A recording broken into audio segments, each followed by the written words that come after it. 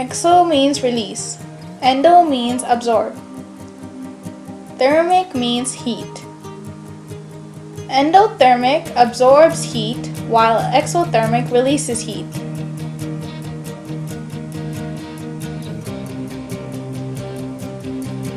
An example of exothermic reaction is burning a matchstick, which gives out heat. Now, an example for endothermic reaction is boiling water. Heat is being absorbed by water.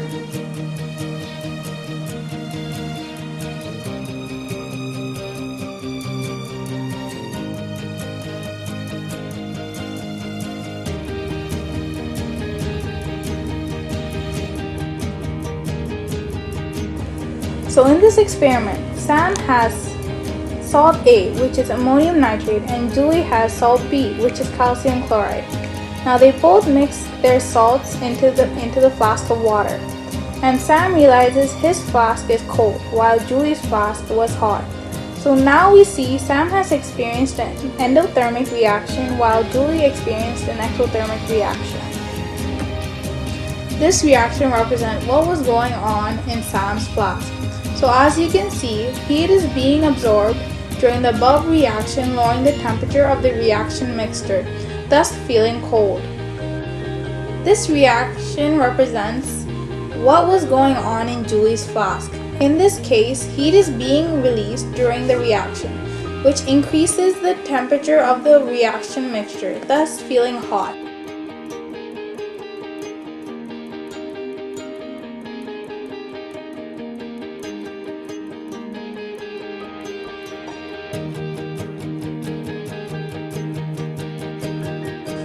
A coffee cup calorimeter is essentially a styrofoam cup with a lid. The cup is partially filled with the known volume of water, and a thermometer is inserted through the lid of the cup so that its bulb is below the water surface. When a chemical reaction occurs in the coffee cup calorimeter, the heat reaction, if absorbed by water, will change the water temperature. The change in the water temperature is used to calculate the amount of heat that has been absorbed or evolved in the reaction. So if the water temperature increases, it is an exothermic reaction, and if it decreases, it is an endothermic reaction. When studying chemistry, we come across several examples of reactions that take place between different chemicals or elements. These reactions are also seen in our day-to-day life. However, we do not look at them with a scientific attitude and hence fail to notice them. Now let's take a look at the following examples of exothermic reactions and endothermic reactions. Some of the exothermic reaction in our everyday life is condensation of rain from water vapor, burning substances like wood, because the fire is burning the wood, which releases heat. Cement and concrete setting, cooking, because when you boil something, the heat is released from the stove and is given to the food. Now some examples for endothermic, which is seen through photosynthesis, because plants receive sunlight or otherwise heat from the sunlight, which powers the photosynthesis reaction. Next is water evaporation. When water evaporates and it gets transformed into steam, it is because of the heat it receives from the surroundings. Next is melting ice.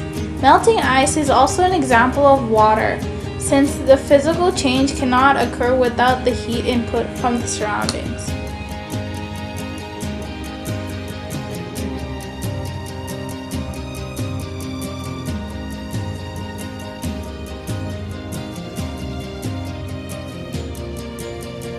Heat packs and cold packs are used to reduce swelling of injuries such as muscle and joint sprains. They are constructed of a large pouch containing dry chemicals plus an inner pouch of water. It activates by breaking the seal on the pouch of water and shaking the pouch. This causes the water to mix with the chemical, starting an exothermic or endothermic reaction. Hand warmers are used in the winter to warm up the hands. Each pouch typically contains iron powder, salt, water, an absorbent material, and activated carbon. When the pouch is removed from its outer packaging, oxygen drifts across the pouch's covering with salt and water present. The oxygen reacts with the iron powder located inside to form iron oxide and release heat, which is exothermic reaction.